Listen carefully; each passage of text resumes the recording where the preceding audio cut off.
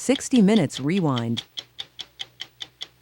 Not since the dinosaurs disappeared have animals been going extinct as fast as they are now.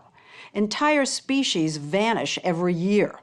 And while our hearts are moved by the plight of the biggest, whales or elephants, the fiercest, tigers, even sharks, and certainly the cutest, like pandas, what about the slowest, the turtle, and its land-loving cousin, the tortoise, have been plodding along, slow and steady, for more than 200 million years. But their hard shells are little protection from human predators and a booming illegal animal trade. It may be too late to save many of them, but as we reported last December, they have found an unlikely protector in a man named Eric Good.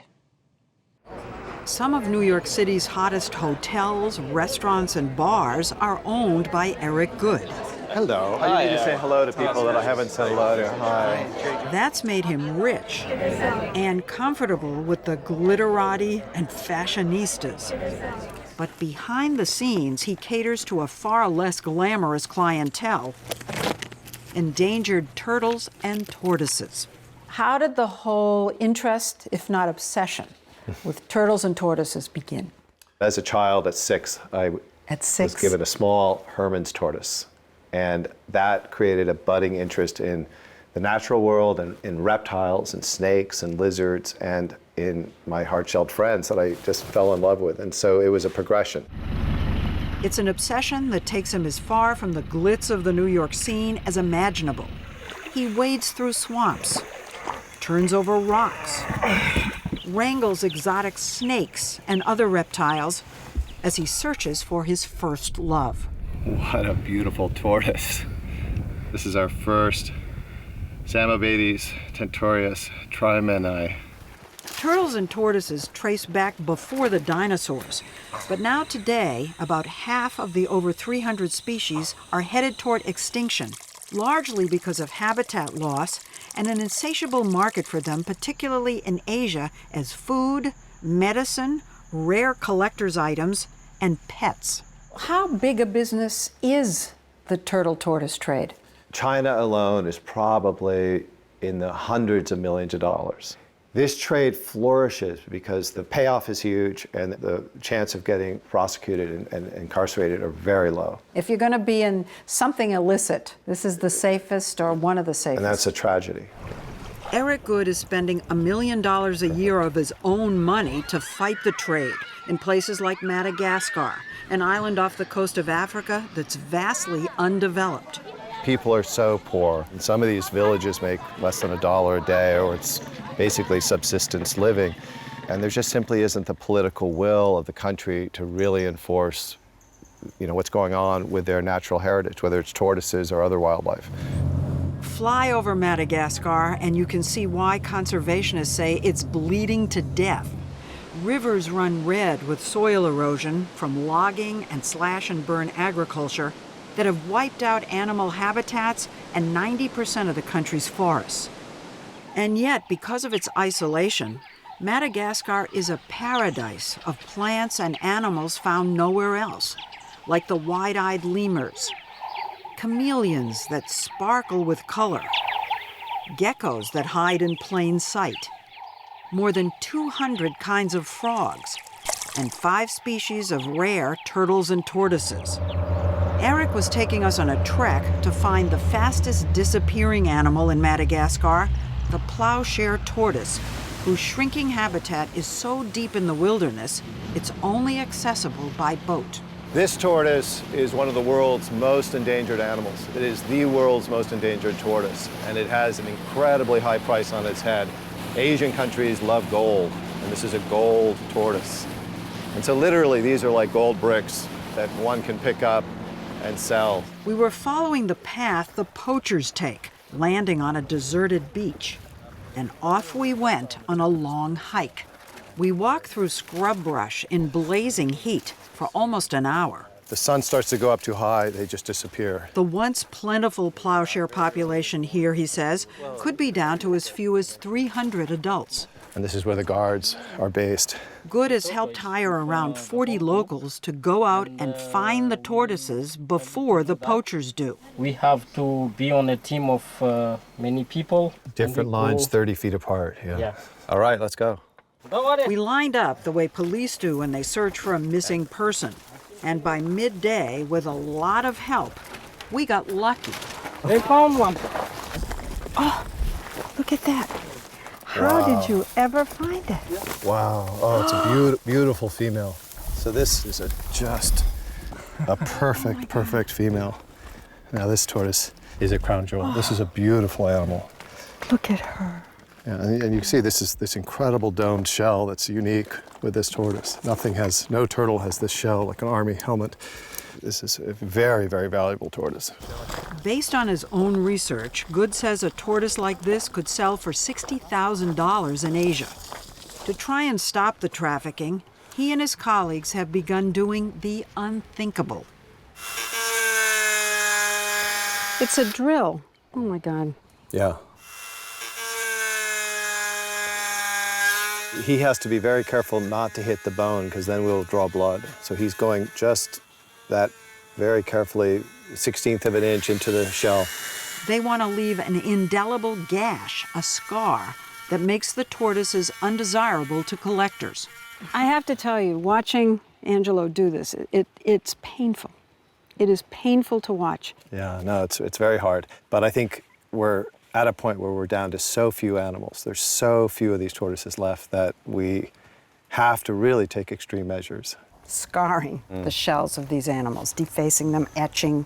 Is that working? Can you tell yet? It's too soon to know if that's working. It breaks your heart to have to do that to this beautiful, beautiful shell. I mean, you can compare it maybe to chainsawing off a rhinoceros's horn to save a rhino. I mean, how horrible is that? To show us what he's up against, Eric took us to a market in a small city called Mahajunga, where we saw, with our hidden camera, shells of endangered tortoises out in the open, on display for sale. And soon we were being offered live tortoises. What is this? This is a spider tortoise from southern Madagascar. This is critically endangered, and the Chinese sometimes just puncture the shell just to eat the liver out of this tortoise.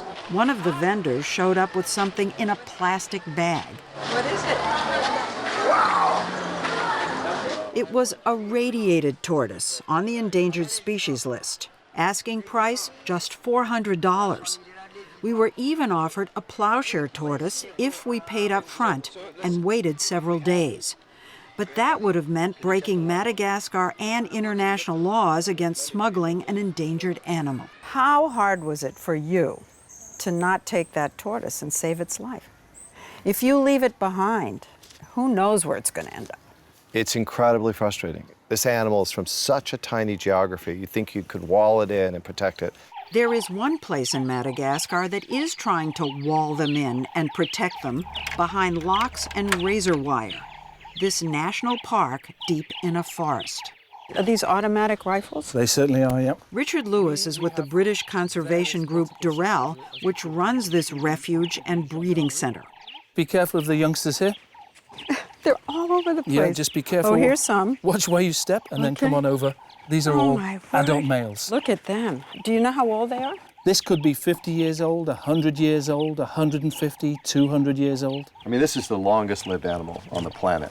Their longevity is one of the reasons they're so valuable. Asian collectors believe owning one confers long life on them. The black market trade is now so lucrative that crime syndicates are involved. The center was robbed in the late 1990s in what was called one of the heists of the century. So people actually broke into this compound, the breeding center, with all the security and stole 75 youngsters and 2 adults. They stole, at that moment in time, it was half of the youngsters we'd ever bred. Since then, with the help of Eric Good, the population of plowshares here has rebounded. This is the female enclosure. These girls are responsible for producing 300 offspring, 300 animals that you're looking at in this entire enclosure. Very few people have ever seen them actually produce offspring, even here. But as we were just about to leave, one of the females wandered off, and to everyone's surprise, began to dig a nest for laying eggs. Richard, have you ever seen this before? No. You have never Not seen for me personally, no. It's the luck of the draw, as it were. Being a tortoise, the work was very slow and very plodding. Yeah, it's remarkable. You think those legs are just these stubby elephantine feet, but they're very good at cupping the soil, digging this incredible little hole. Yeah, and she could be, what, 60, 70 years old? Yeah, 100 years old. It took her almost an hour, and then... Oh, there's the egg. Oh, my God. Oh, my Is she God. going Now to it's do another one? Yep. Oh, there it goes. There it goes. Oof. Number 2. This is what you work for. Yep. And even more so when the little tortoise, when the hatchling comes out, you feel like you've broken a secret code. The story will continue after this. Good wants to emulate this kind of success back in the United States, with not just plowshares, but dozens of other species. He has his own breeding center in the mountains outside of Los Angeles that he began with 150 turtles and tortoises given to him for safekeeping by the Bronx Zoo. They were trucked across the United States, and they were the first guests in my tortoise hotel. Each species is pampered like a guest at one of Good's hotels, with fresh-cut flowers, salad greens, and a tortoise smoothie blended with organic milk. Each species needs a different ecosystem. Like this tortoise, for example, is from Burma, and this is biologically extinct in the wild. And these guys need to be kept warm and very high humidity. He now has 680 animals from 30 endangered species. This is a turtle from India and Bangladesh, and maybe a little bit into Pakistan. And these turtles that elsewhere would be on the menu. It's called the golden coin turtle, probably one of the top 25 most endangered turtles in the world. And young Galapagos tortoises that'll grow to 400 pounds. These were bred in Texas at a zoo, and they've been raised here. Don't come for my toes. But Eric Good says he doesn't want any of his guests to stay too long. Ideally, we'd like to send these animals back to the wild. Why would you send them back? There's no protection for them back in the wild. It may be too soon to send a lot of them back. And can you? I mean, let's be realistic. I don't know yet, but I think it's important to show that we're not just bringing animals into captivity and keeping them there forever. For now, he's fulfilling his dream by protecting 11 plowshares and trying to breed more. Last year, he hatched 250 other tortoises and turtles. Eric Good is like Noah, building a safe haven for, in some cases, the last of these animals on Earth.